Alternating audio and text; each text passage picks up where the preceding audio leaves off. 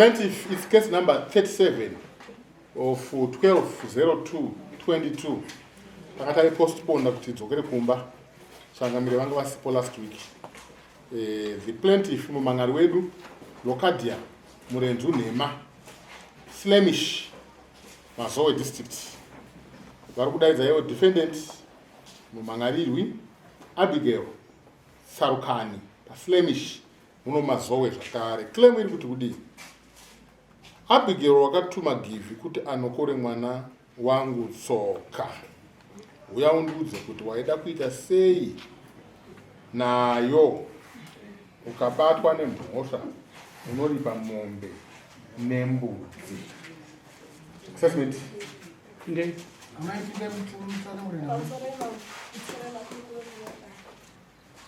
Pakutanga akatuma mudzividzo kuti atore shinda yehembe. Baba vacho mwana vanodza baba vacho kuti ndoshanda kumwana amai apo. Akafunga. Wizo chari muneri? Ari. Okay, andimbe. Uya pazane. Apa kuti atuma abuda. Kuti atore. Basa fine muno munga.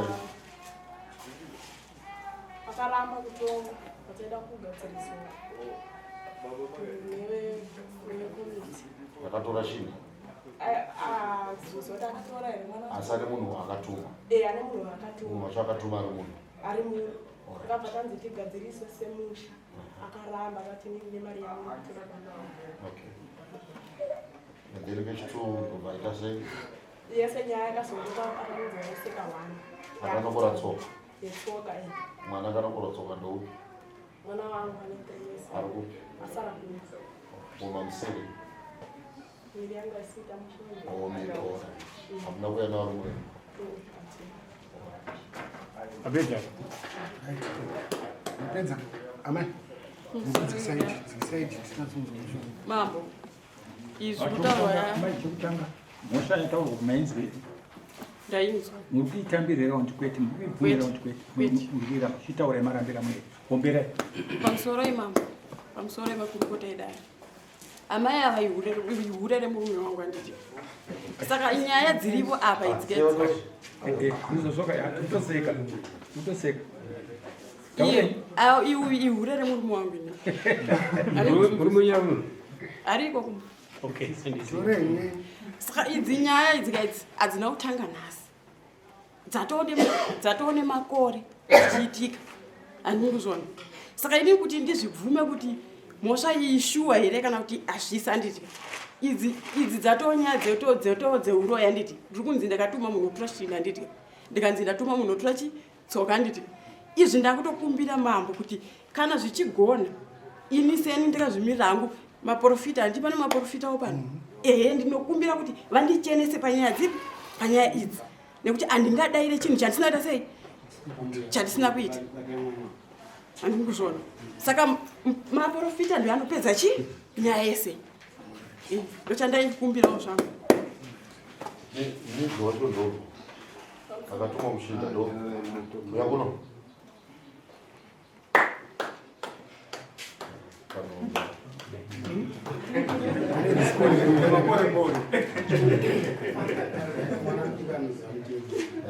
Pinamdaro mfano. Uri chii chambuya? Ini nambuya tunguvira. Nguvira. Kone hapo. Nguvira. Chii chakatika panyaya dzavanoita. Unozani? William. Wonga waitashotoka kuti Widzo. Sola.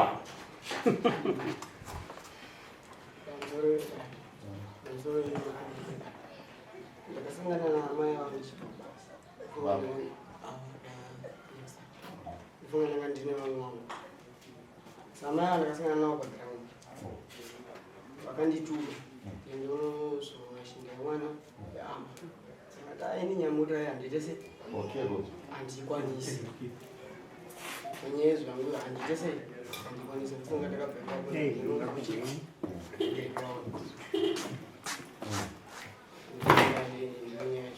Vakakutuma kuti chii? Inozonga shinda. Ndozonga shinda. Anzi unozonga shinda yani.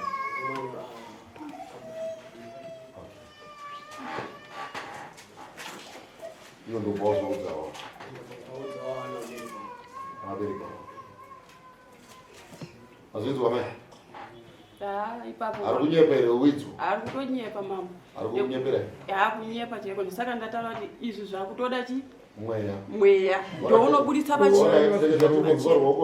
Murompura zvimwe cheteko? Murompura zvimwe chete? Vapi? Ehe.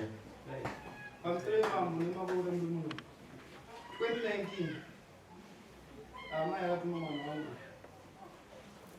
sokutara kwaita kuti inonokora tsoka chinda uye yemwana wangu yaari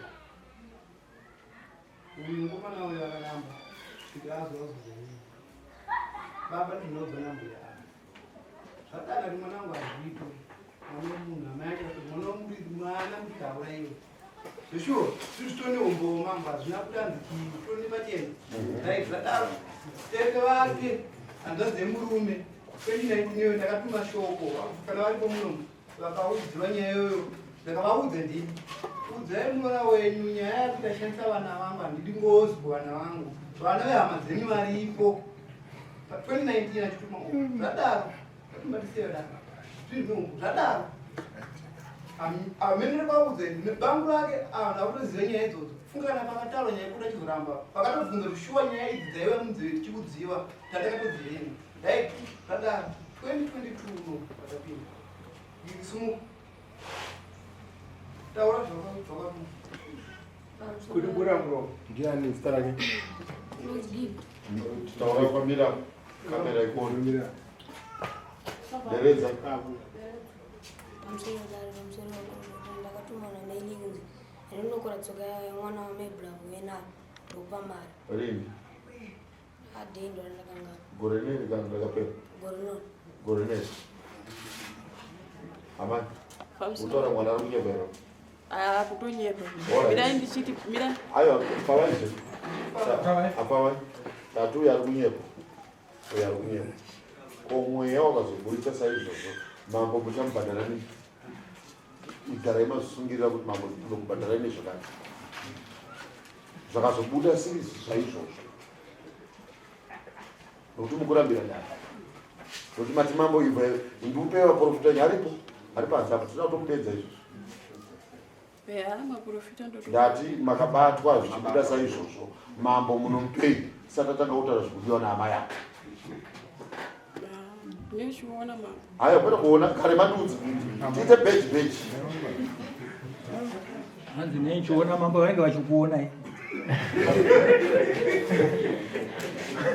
Awari. Mani mama anoweza kuoneka wani.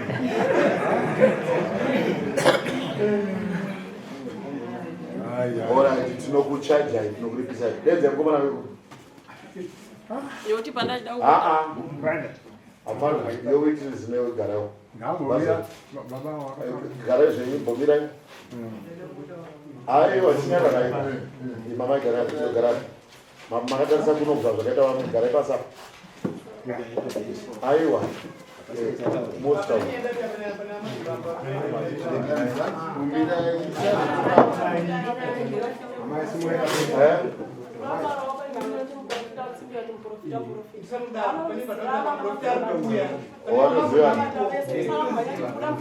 Ahora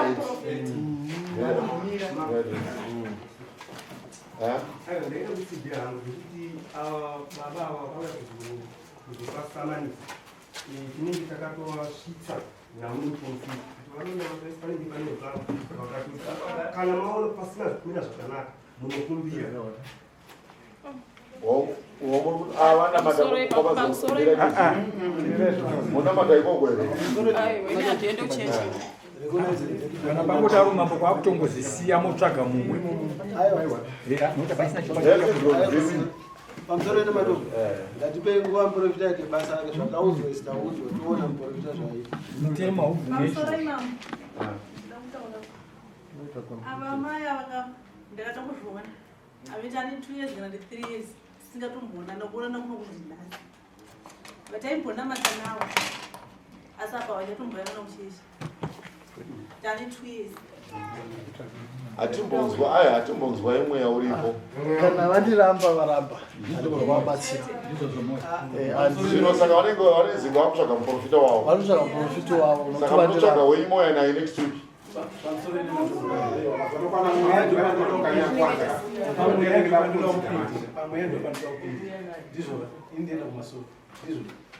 Mweya unokhama nemunhu.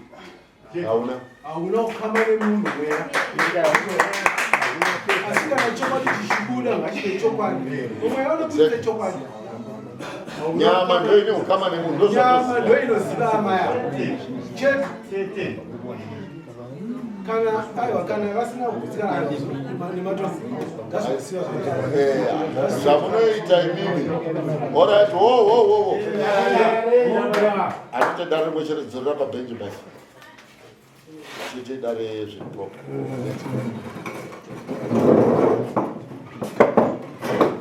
Kana mati imimi vakamboonana vaimbonamata vese ndakunzwai.